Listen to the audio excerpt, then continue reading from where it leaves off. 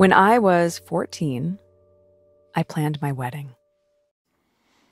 This one's wife. Piers versus Harry and this one's wife. Hello, I'm H.G. Tudor. Amongst the thousands of videos that I have created about narcissism and psychopathy, I've also touched on the ongoing battle that has taken place between two narcissists. On the one hand, Piers Morgan, the broadcaster, journalist and former newspaper editor, and on the other, this one's wife, talent-free, charisma-free wife of a ginger prince. Way back in 2016, Piers Morgan took a little-known actress to his local pub.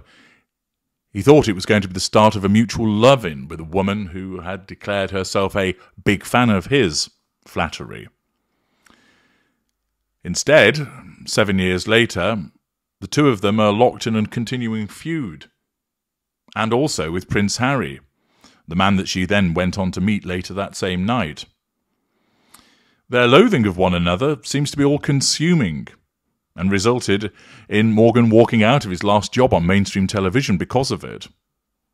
And the Duke of Sussex has publicly called for Scotland Yard to launch a fresh investigation into Morgan's past activities.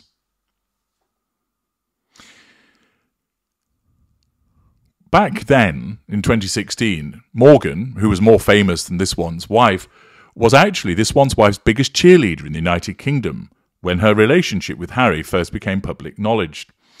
Morgan had started watching her TV series Suits, and he followed her on Twitter. This one's wife followed him back in September 2015, and she then hoovered him with a direct message saying, "Well, hello there, thanks for the follow, big fan of yours." Flattery. Naturally, Piers Morgan would be a potential target for her as a consequence of the fact that there would be considerable character traits and residual benefits to obtain from him, because he was a famous broadcaster, known on both sides of the Atlantic, wealthy, and with many, many contacts. Morgan had been a judge on America's Got Talent for 5 years, and was better known even in the United States than this one's wife. He then began promoting her on social media, because it made him look good as part of his largesse to do so, and of course she would accept that as a residual benefit. So when these two narcissists collided, they had a mutual interest. He shared links to a brilliant article she had written about her biracial heritage, and tweeting that she had emailed him previews of new Suits episodes, declaring himself a super fan. Also cozy. Then in June 2016 came their face-to-face meeting in the Scarsdale Tavern in Kensington. Over a dirty martini, this one's wife asked for career advice, residual benefit, and an invitation to appear on Good Morning Britain, residual benefit. Afterwards, she headed to a private members club, where Morgan believes that she met Harry for the first time. For the next few months, Morgan wrote about the ambitious, hard-working and talented actress who was perfect princess material. Flattery. The tone shifted, however, in November 2017, when Harry and this one's wife announced their engagement. Morgan wrote a newspaper column in which he revealed that this one's wife had never contacted him again after their pub drink. He later accused her of ghosting him, but put the blame at Prince Harry's door. He wrote, "I'm guessing the words, 'Hey darling, fancy going to the pub with my ex-tabloid's newspaper editor mate Piers' were never going to go down very well with His Royal Highness.'" I.e., what Morgan was suggesting was that Prince Harry didn't like Morgan, and therefore it was him that had caused this one's wife to have nothing to do with Piers Morgan thereafter. In actual fact, Piers Morgan would be wrong about that. The reason that this one's wife had nothing more to do with him was because she had put him on the shelf because she didn't need anything more from him. She had then ensnared Harry. He was easy to control, pumped out plenty of fuel, and came with even better character traits and residual benefits than Piers Morgan. Therefore, Morgan was no longer needed, just in the same way that she no longer needed her father, or her childhood friends, or her half-siblings. She didn't need Piers Morgan any longer. And therefore, his placing on the shelf and ultimately disengagement as a non-intimate secondary source wounded him. This meant that she was painted black. And as a consequence of that, he then started to criticise her, claiming that she was a fame-obsessed, ruthless social climber who ditched anyone she outgrew, whether family, friends, or a husband. He accused her of scripting her wedding and putting in an Oscar-worthy performance, while also warning her to keep her opinions to herself. This is because she's painted black, and therefore he criticises her. Of course, he's right in what he's saying. He's correct in the way that he views her. And I've explained before that a narcissist can use what is the majority truth for the narcissist's advantage. It doesn't mean that he was wrong in what he was saying, but it must be understood that the reason he was saying all of this was for his own benefit. She had been painted white, she had then wounded him and been painting black, and therefore he criticised her thereafter. In March 2021 came the infamous Oprah Winfrey interview in which this one's wife claimed she had felt suicidal at times. Pity play, revision of history. Morgan said he wouldn't believe this one's wife as she gave me a weather report, called her Princess Pinocchio, and that Alex Beresford, the weatherman on Good Morning Britain, suggested to Morgan that his trashing of this one's wife was because she cut you off. Morgan stormed off set, assertion of control by withdrawal, never to return. Thereafter, he has repeatedly commented about this one's wife on Twitter, in his column in the Daily Mail, when he's appeared broadcasting, leading certain ill-informed individuals to believe that he's obsessed with her. He isn't.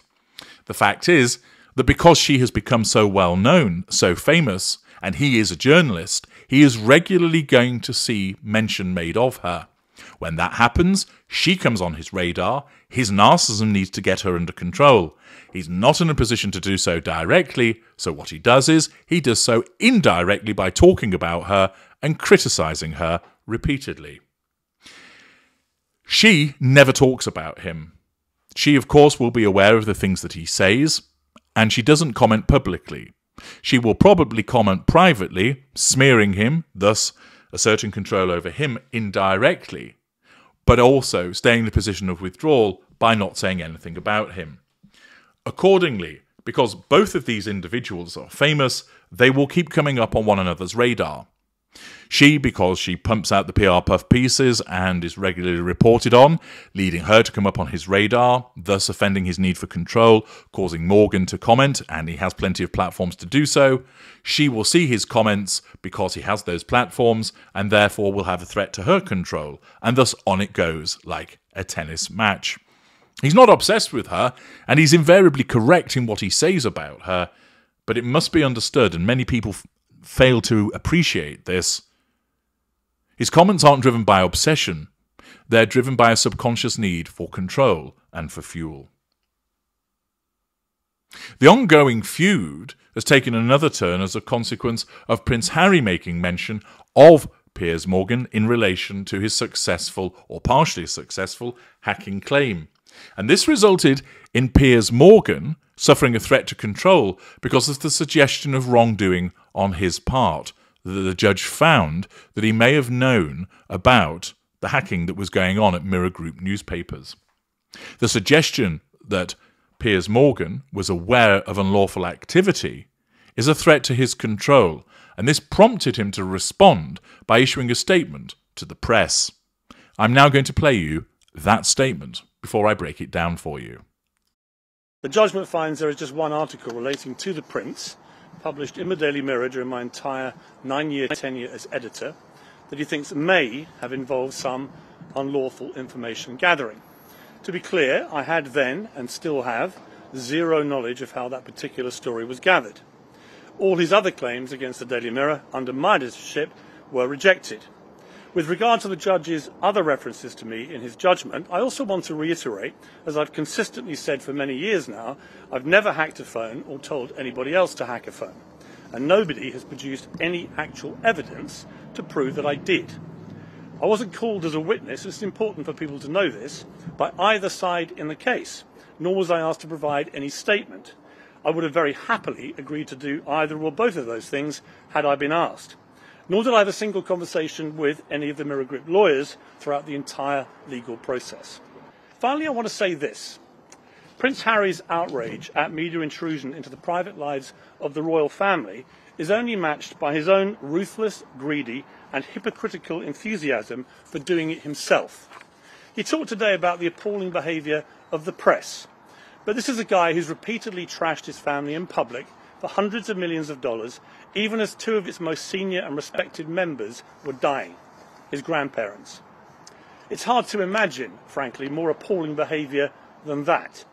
As for him saying this is a good day for truth, the Duke has been repeatedly exposed in recent years as someone who wouldn't know the truth if it slapped him around his California tanned face.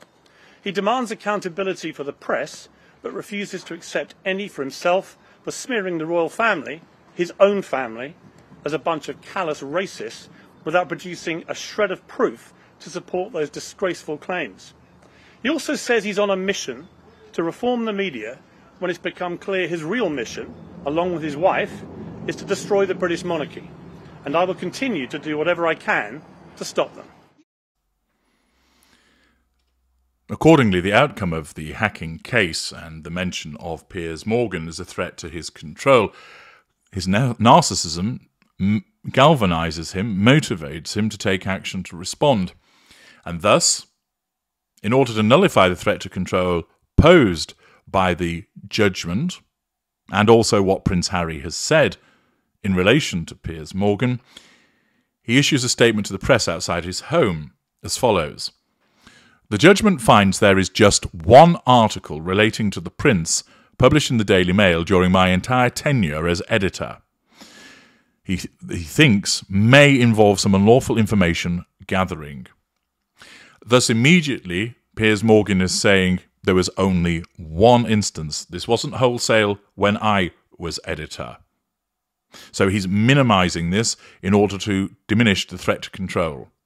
He continues to be clear, I had then and still have zero knowledge of how that particular story was gathered. Denial. The first line of the narcissist twin lines of defence. I had no knowledge. With regard to all of his claims against the Daily Mirror under my editorship were rejected.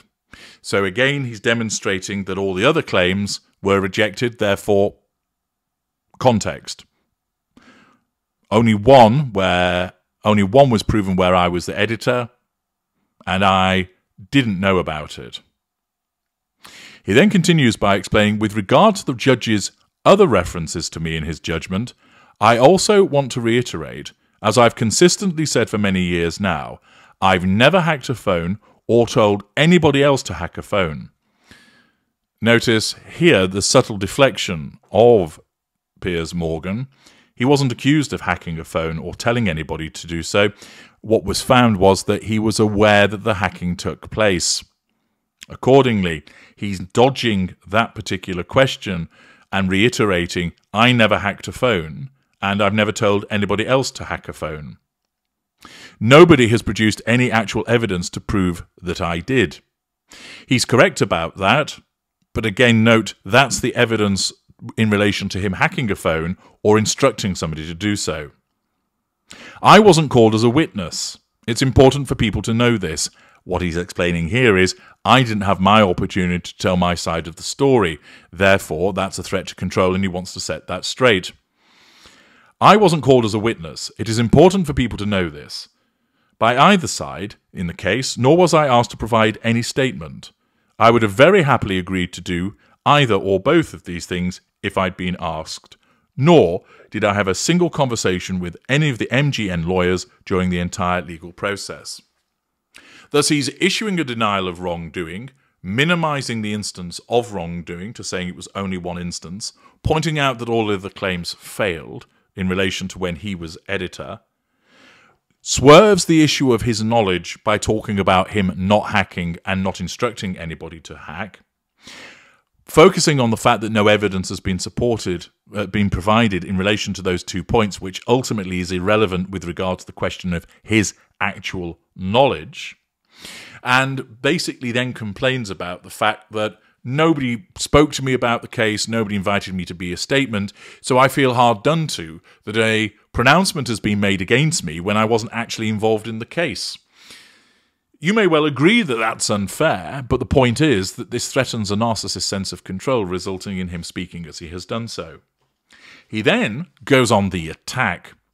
This is commensurate with the type of narcissist that Piers Morgan is: haughty, dismissive, operating a facade of superiority, and that because Prince Harry has come up on his radar and threatened his sense of control, he also needs to nullify that threat to control by attacking Harry.